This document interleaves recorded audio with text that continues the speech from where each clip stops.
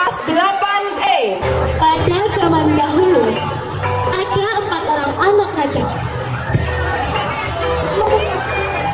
Anak pertama laki-laki bernama Putu Wisnu. Anak kedua perempuan bernama Nimade Ilmira. Anak ketiga laki-laki bernama Nyoman Siri. Dan anak terakhir perempuan bernama Ni Ketut Kusumaningrum. Pada suatu hari, mereka berempat merasa bosan. Mereka sangat ingin melihat dunia luar. Maklum, anak raja tidak boleh sembarangan keluar dan hanya boleh berada di lingkungan kerajaan. Bosan sekali. Wah. Di saat mereka merasa bosan, tiba-tiba mereka mencium bau yang sangat harum. Ya, bau apa ini? Iya, ada bau nih. Bau apa ya? Iya, baunya enak sekali.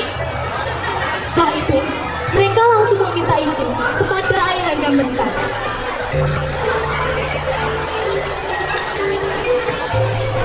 Banyak.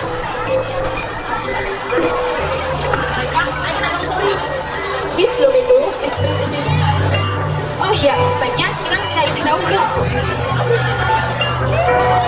Dan setelah mereka diizinkan, mereka langsung menjelajah mencari asal dari mana bau itu berasal.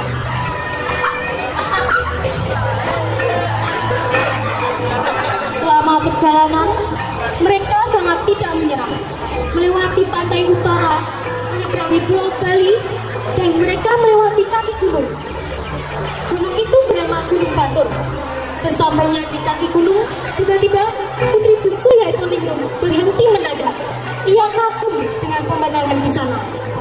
Wah, pemandangannya indah sekali. Aku sangat suka. Aku ingin tinggal di sini. Iya, benar. Tidak, aku ingin tetap di sini. Jadi kamu, kita akan meninggalkan. Sudah, lanjutkan saja perjalanan. Ningrum tetap teguh dengan pendiriannya, dan itu telah membuat ketiga kakaknya marah. Namun, setelah itu, ia ditinggal begitu saja oleh ketiga kakaknya, dan mereka pun melanjutkan perjalanannya. Setengah perjalanan melewati hutan, mereka dikejutkan dengan seekor burung yang sangat cantik.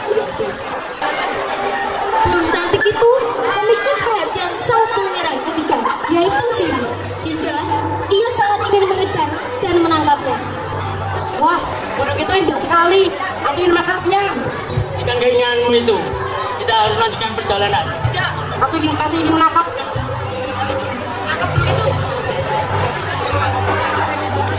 Seperti apa? Sudah, tinggalkan saja. Siwi juga tetap dengan pendiriannya. Ia tetap ingin menangkap burung cantik itu, hingga kedua kakaknya kembali marah dan langsung meninggalkan. Sudah sepanjang itu mereka mencari asal bau harum. Mereka sudah hampir sampai. Putu Wisnu dan Nina Ilmira. Ia sampai di sebuah pedesaan. Di sana, mereka melihat 2 orang anak laki-laki yang sedang bermain. Itu juga menarik perhatian sang putri kedua, yaitu Ilmira. Dan ia ingin bergabung. Wah, permainan itu setia menarik. Aku ingin bermain bersama mereka. Mira, jangan main-main. Kita harus melanjutkan perjalanan ini. Tidak, aku ingin bermain bersama mereka. Ya sudah, aku akan meninggalkanmu.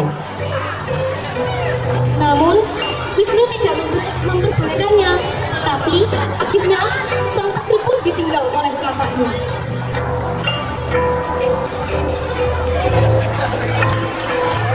Tersisalah satu pangeran tersebut. Di saat ia merasa perjalanannya hampir sampai, ia melihat pohon besar.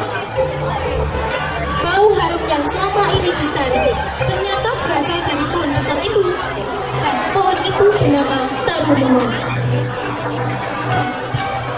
Ternyata bau harum ini berasal dari pohon ini. Akhirnya aku menemukannya. Oh, tapi aku lelah. Aku akan beristirahat sebentar. Akhirnya Pangeran Wisnu tertidur di bawah pohon itu. Tiba-tiba datanglah seorang putri yang sangat cantik. Ia mendekat ke pohon itu. Wah, bangunlah. Pangeran Wisnu terkejut dengan datangnya putri yang sangat cantik. Duhai Putri Ayu, siapakah gerangan kau? Apakah kau seorang dewi? Bukan, aku hanyalah manusia biasa penduduk di sini. Jika kau ingin mengetahui siapakah diriku, tinggallah di sini dan temuilah keluargaku. Jika itu keinginanmu, aku akan menurutinya. Tapi dengan satu syarat, apakah kau menjadi istriku? Iya, aku bersedia. Akhirnya, mereka pun menikah. Setelah berjalan bertahun-tahun, mereka pun dikaruniai seorang anak yang lucu. Mereka hidup bahagia. Pangeran Wisnu yang terus tinggal di sana, ia menjadi kepala desa di desa yang ia pindahi. Desa itu bernama Desa Trunyan. Desa yang asal mulanya dari sebuah pohon yang mengeluarkan bau bernama Tarumenyan. Dan Pangeran Wisnu mengambil nama Desa Trunyan itu dari singkatan Tarumenyan. Selanjutnya persembahan drama berikutnya dari kelas 8F dengan judul Legenda Samba Paria. Kisah di desa Mandala, Sulawesi Barat, berupa seorang gadis cantik cerita nama Sarah Paria. Ia hidup bersama seorang adiknya yang masih kecil. Kakak beradik itu yatim piatu yang hidup sebatang kara di sebuah rumah paling tengah hutan belantara. Begitu terpencilnya dari kejauhan rumah, mereka hampir tak terlihat selain tertutupi pohon rindang di sekitarnya. Rumah itu juga diselimuti oleh tanaman paria atau pari yang menjalar di pinggir tiang, tangga, dinding, hingga ke atap rumahnya. Itulah sebabnya gadis cantik itu dipanggil Samba Paria. Yalah, kita sudah kotor dan tidak layak lagi untuk dimakan. Dan bawa kemari. Baik tuan.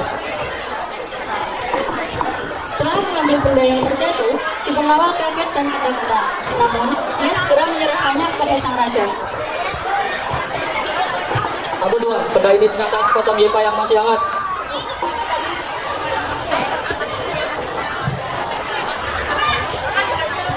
Apa katamu? Yepa yang masih hangat? Bagaimana ada yepa yang masih hangat seperti ini? Pasti di sini ada yang tinggal di tengah hutan belantara seperti ini. Melihat yepa yang masih hangat, sang raja yakin ada orang yang tinggal di sekitar hutan tersebut. Permisi, apakah ada orang di dalam sini? Beberapa saat kemudian, pintu rumah itu terbuka pelan-pelan. Alangkah terkejutnya sang raja saat melihat seorang gadis cantik jelita berdiri di hadapannya. Saat itu juga, hati sang raja tiba-tiba berdetak kencang. Rupanya, ia jatuh hati kepada Samba Paria. Hati Samba Paria pun bergetar tidak karuan, tetapi bukan karena jatuh hati, melainkan karena ia tahu bahwa orang yang sedang berdiri di depannya adalah seorang raja. Ia mempersilahkan sang raja masuk ke dalam rumah sembari memberi hormat. Silakan masuk tuan dan silakan duduk. Terima kasih banyak. Kalau boleh tahu, siapa namamu? Dan bersama siapa kau tinggal di tengah hutan belantara seperti ini? Ampun tuan, hamba Samba Paria. Hamba tinggal di sini bersama adik hamba yang masih berumur 10 tahun. Aku adalah raja di negeri ini dan aku bersama beberapa pengawalku sedang berburu di hutan ini. Kalau boleh, aku meminta minum karena aku sangat haus. Mendengar permintaan sang raja, Samba Paria pun menyuruh adiknya untuk mengembalikan air. Namun ternyata persediaan air mereka sudah habis. Tiba-tiba sang raja berniat buruk. Ia ingin menculik Samba Paria untuk dijadikan permaisurinya. Maka sebelum adik Samba Paria berangkat ke sungai, sang raja berpura-pura meminjam tempat airnya. Ia merupakan tempat air yang biasa digunakan Samba Paria untuk membawa air.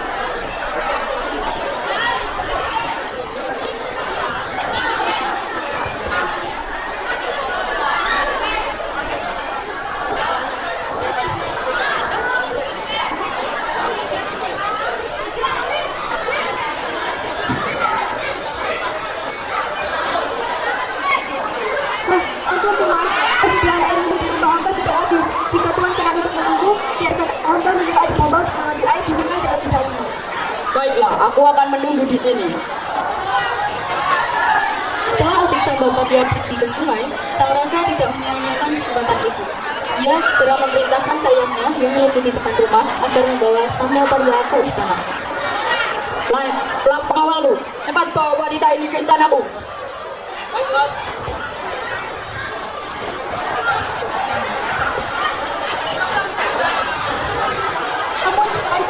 Hamba ke istana, kasihan adik hamba jika tinggal di sini.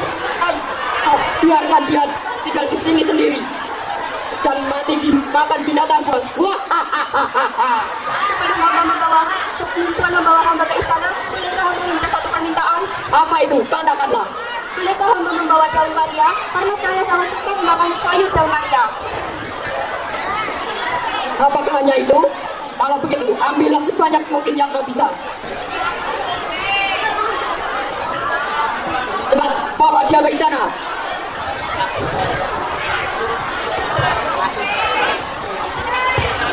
Kenapa seperti sekali? Apakah rombongan raja itu sudah pergi? Kak Samba, di mana? Berkali-kali ia berteriak, namun tidak mendapat jawaban dari kakaknya. Akhirnya ia pun langsung membuka pintu. Alangkah terkejutnya, anak itu setelah mengetahui kakaknya tidak ada di dalam rumah, kemudian ia mencari di sekitar rumah, namun tidak juga menemukan kakaknya. Kak Samba, adik pulang. Ketika tengah memanggil, pandangan anak itu tertuju pada sobekan daun paria yang berserakan di sepanjang jalan di depan rumahnya. Akhirnya, ia pun mengerti bahwa kakaknya dibawa pergi oleh rombongan raja tersebut. Tanpa berpikir panjang, ia pun mengikuti sobekan daun paria itu untuk mencari kakaknya. Akhirnya, sampailah ia di sebuah rumah panggung yang megah.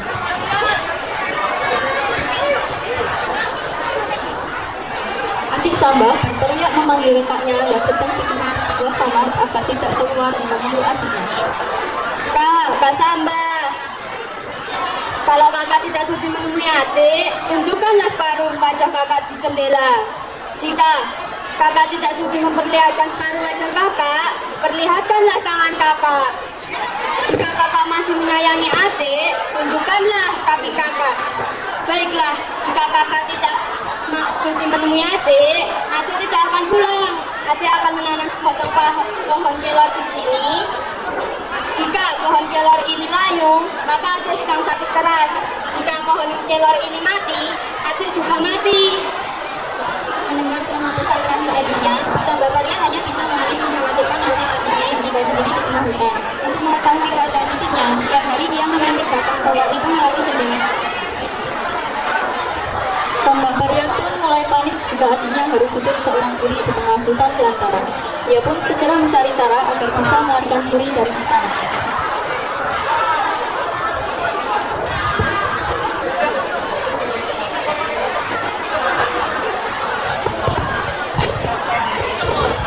Maria segera mengajak Dayang istana untuk pergi mandi di sungai yang berada tidak jauh dari istana. Ketika sedang asik mandi, sang Baparia sengaja membuang cincin pemberian sang raja.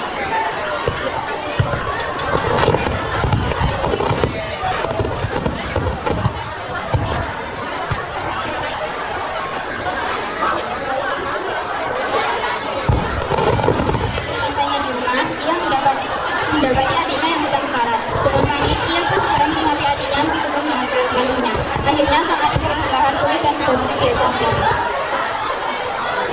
Kemudian sang raja benar-benar datang untuk mencari sang Baparia. Sang Baparia, buka pintunya. Kalau tidak, aku akan dobrak pintu ini. Sang Baparia segera membuka pintu rumahnya sambil membawa wadah yang berisi capek. Sejak saat itu pun kembali hidup damai, rukun dan tenang bersama adiknya di tengah hutan belantara. Sekian drama dari kelompok kami. Wassalamualaikum warahmatullahi wabarakatuh. Terima kasih. Inilah dia drama Calon Anak. Dahulu kala ada sebuah desa. Desa itu bernama Desa Jirang. Desa yang masih di wilayah Kerajaan Daha. Kerajaan yang dipimpin oleh raja yang bijaksana, Raja Airlangga. Tepat di ujung desa ada sebuah rumah yang jauh dari penduduk lain. Rumah itu ditutupi oleh hutan jati, sehingga walaupun di siang hari tetap gelap, suram, dan menyeramkan. Di rumah itu tinggallah seorang janda tua dan satu anak gadisnya. Mereka bernama Kirangda dan Ratna Manggali. Wajah sinis Kirangda dan sifat jahatnya membuat mereka dikucilkan oleh warga sekitar. Semenjak suaminya meninggal karena terkena ilmu hitam, Kirangda balas dendam dengan menyembah Dewi Durga, sang Dewi kesesatan. Untuk membalaskan dendamnya, walaupun ia tak tahu harus tertuju kepada siapa, karena pembunuh suaminya tak pernah terlacak. Apakah kau melihat kejadian yang aku ramu? Bukannya kemarin di tangan Dewi Suci ini? Oh ya, benar kamu. Beruntung aku mempunyai putri sepertimu. Tapi sayang, kamu belum muncul, nak. Suatu ketika datang seorang pemuda dari desa sebelah barat bernama Imade Widyasta. Dia penganut ilmu dari aliran yang sama dengan Kiranda dan ingin mengadu kesaktiannya.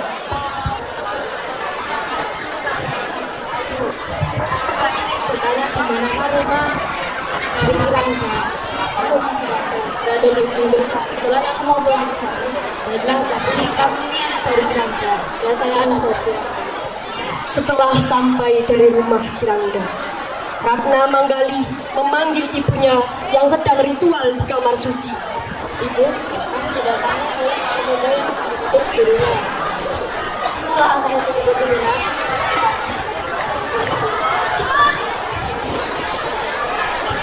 Kiranda dan Widyasta duduk bersama-sama. Kiranda, perkenalkanlah, nama saya Imade Widyasta.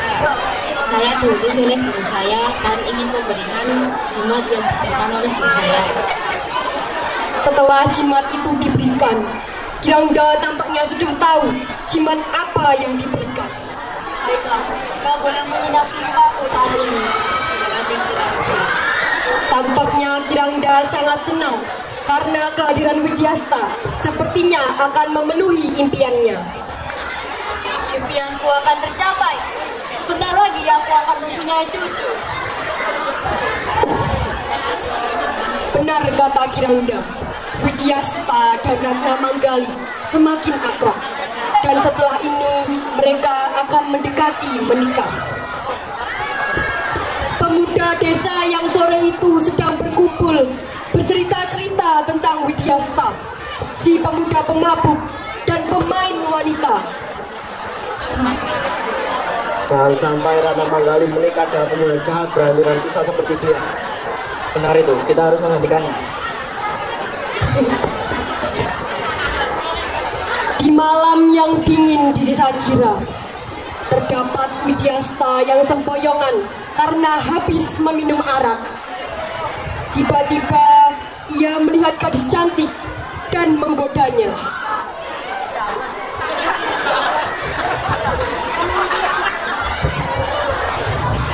Hai gadis ayu, apakah kamu ingin ikut denganku? Aku tidak mau. Ayolah. Pemuda desa yang melihat kejadian tersebut tanpa basa-basi, mereka langsung menghakimi Widyasta hingga tewas.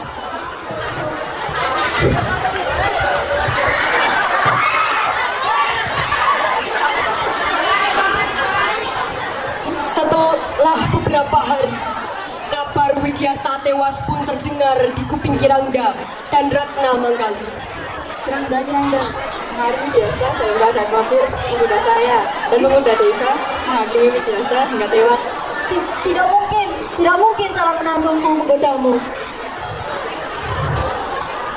Widyasta tewas. Hancurlah impian sang calon arang. Karena itu, dendam calon arang meluap.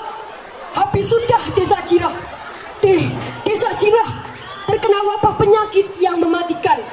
Itu adalah sebab kemarahan si calon arang. Wabah penyakit itu terdengar oleh sang raja bijaksana, Raja Airlangga.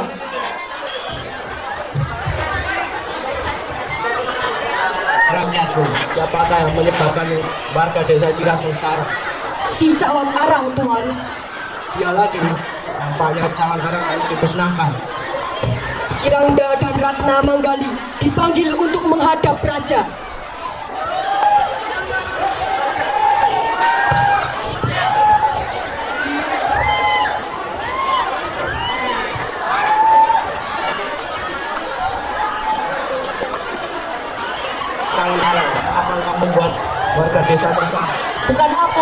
membuatnya sengsara, tapi mereka duluan yang membuat kita sengsara.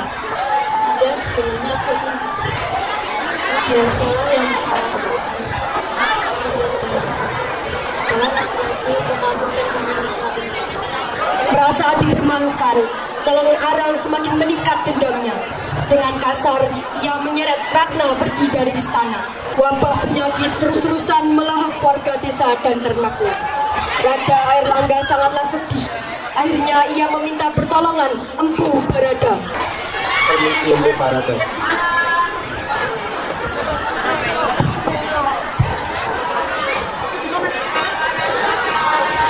Permisi Empu Barada. Tidak karangan saya di sini, saya meminta bantuan Ibu. Ya, saya sudah tahu Raja. Tolong hentikanlah calon arang. Sebisa mungkin musnahkanlah ya. Paula, larilah.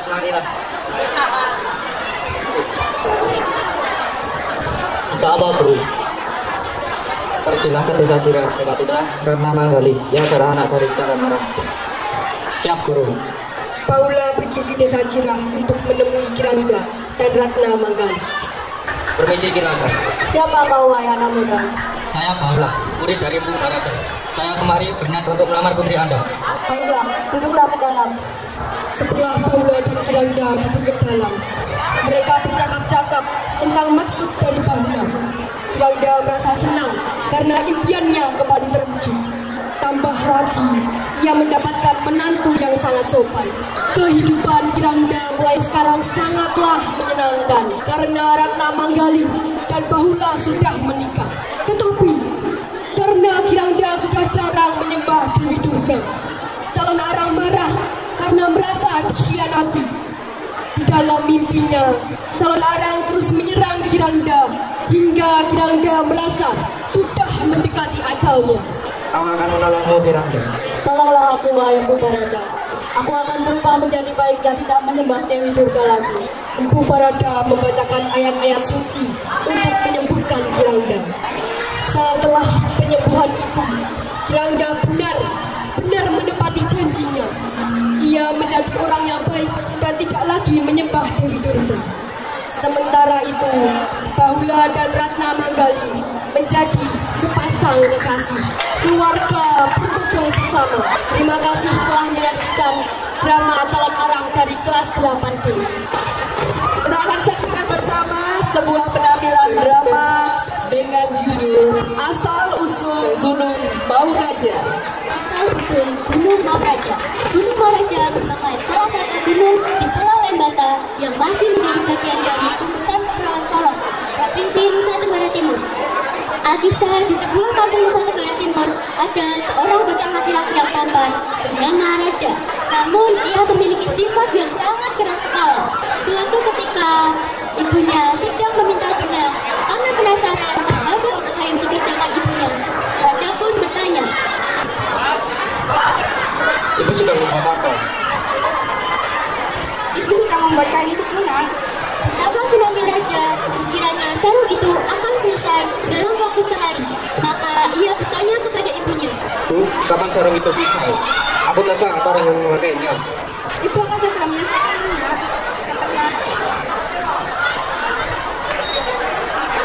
begitulah setiap hari Raja tidak bosan-bosannya bertanya dan menagih janji ibunya. Sang ibu pun bingung karena ia tidak mau berbohong. Padahal ia sering menasihati anaknya agar selalu menepati janji dan tidak berbohong. Ketika Raja bertanya, sang ibu diam saja. Kenapa Ibu diam saja? Wah, kita menepati janji. Rasa malu dituduh oleh anaknya, yang sang ibu pun menjelaskan bahwa membuat selai sarung membutuhkan waktu yang cukup lama. Anak saya Raja, bukannya ibu ingkar janji. Tapi perlu kamu tahu, membuat selai sarung itu tidak. Mendengar penjelasan itu, Raja pun menyesal karena telah menuduh ibunya yang bukan-bukan. Sejak itulah ia mulai sadar terhadap sikapnya yang suka kasar terhadap ibunya. Pikiran itu pun terbawa ke dalam mimpinya.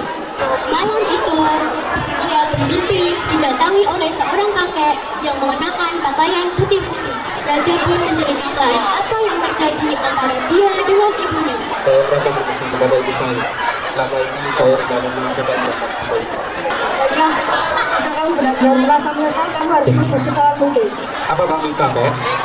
Besok bangunlah sebelum ayam jantan berkokok yang ketiga kalinya pergilah ke arah matahari terbit dan kau berjalanlah sampai kau menemukan sebuah gua. Kakek misterius itu kemudian lenyap. Saat itu pula raja terbangun. Ketika ayam jantan berkokok yang kedua kalinya, ia segera melaksanakan nasihat kakek dalam mimpinya itu. Dalam suasana yang agak gelap, raja berjalan ke arah timur dengan menyusuri hutan belantara hingga akhirnya menemukan sebuah gua. Hai cucuku, masuklah ke dalam gua ini. Raja melangkah perlahan-lahan dekati gua itu. Ketika ia berada di depan mulut gua, tiba-tiba ia mendengar suara menamanya. Hai cucuku, tidak usah takut, masuklah ke dalam gua ini.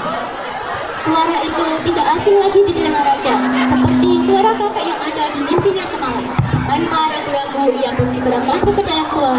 Ternyata dugaannya benar. Tampak seorang kakek yang pernah ia temui di dalam mimpinya sedang duduk di atas lereng batu besar. Raja pun kemudian duduk di samping kakek itu.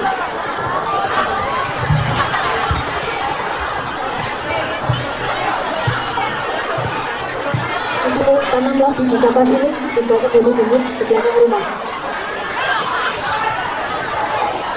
Terima kasih. Namun sebelum ia meninggalkan gua, kakek itu berpesan kepadanya. Sesampainya kami di rumah, minta maaflah kepada ibumu dan hormatilah orang tuamu. Begitu selesai berpesan, kakek itu tiba-tiba menghilang. Bersamaan dengan kejadian itu, tiba-tiba muncul seekor ular raksasa di hadapan raja. Karena ketakutan, maka cepat-cepatlah raja meninggalkan gua itu. Setibanya di rumah, raja langsung menanam biji kapas pemberian sang kakek. Sungguh ajaib, biji kapas itu tumbuh dengan cepat sekali. Hanya dalam waktu seminggu, tanaman kapasnya sudah berbuah. Buahnya pun unik karena berbentuk gulungan kain seperti yang biasa dipakai ibu raja. Dengan kejadian itu, sikap raja mulai berubah. Kini, ia menjadi anak yang halus, berlemah lembut, tutur sapanya, penurut dan rajin membantu kedua orang tuanya.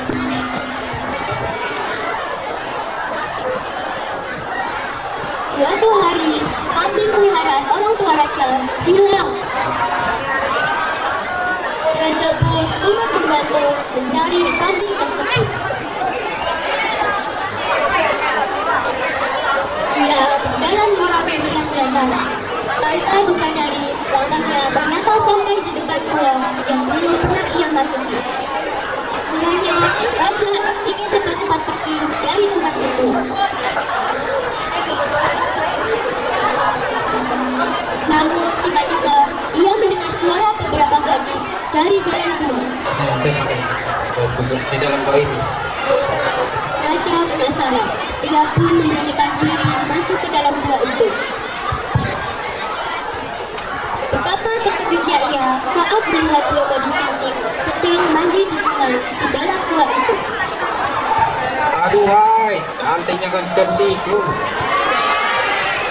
Melihat kecantikan para gadis tersebut, muncullah niatnya ingin memberi istri salah satu dari mereka. Maka ia dengan diam-diam mengambil salah satu pakaian dari gadis itu. Pakaian itu kemudian ia sembunyikan di sebuah lubang pohon. Selang beberapa saat kemudian, para gadis itu telah selesai mandi. Ketika hendak mengenakan pakaiannya masing-masing, salah seorang dari mereka tampak kebingungan.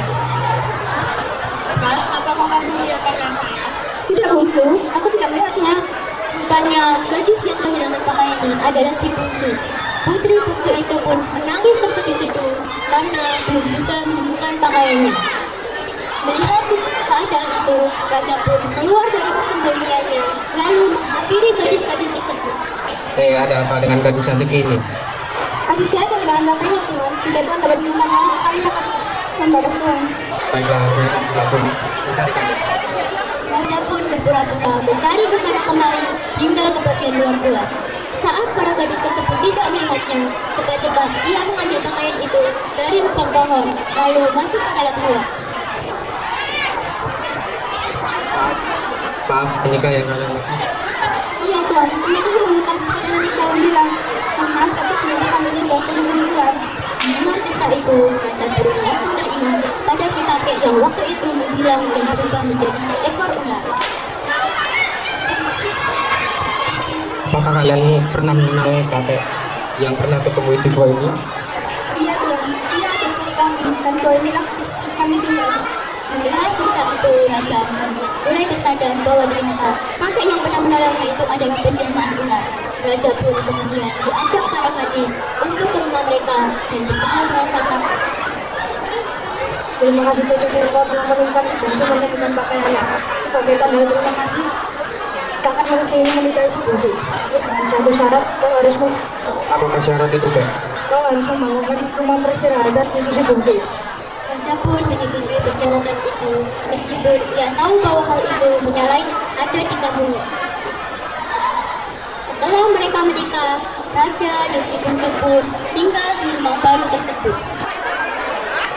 Sementara itu, salah seorang warga yang merasa curiga mengintip ke dalam rumah itu. Alangkah terkejutnya ia saat ditemani oleh seekor ular yang tak lain adalah putri bungsu.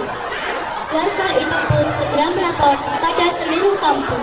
Warga-warga, raja menikahi seorang putri ular. Warga pun beramai-ramai membakar rumah itu. Raja dan putri bungsu yang berada di dalamnya tidak bisa berbuat apa-apa karena kejadian itu berlangsung sangat cepat. Mereka pun tewas terbakar. Mendengar kabar itu, keluarga putri bungsu sangat marah dengan dibantu oleh seekor kepiting raksasa. Keluarga putri bungsu yang telah berubah menjadi sekumpulan ular mendorong perut bumi. Kampung pun bergetar bagaikan terkena gempa bumi dahsyat.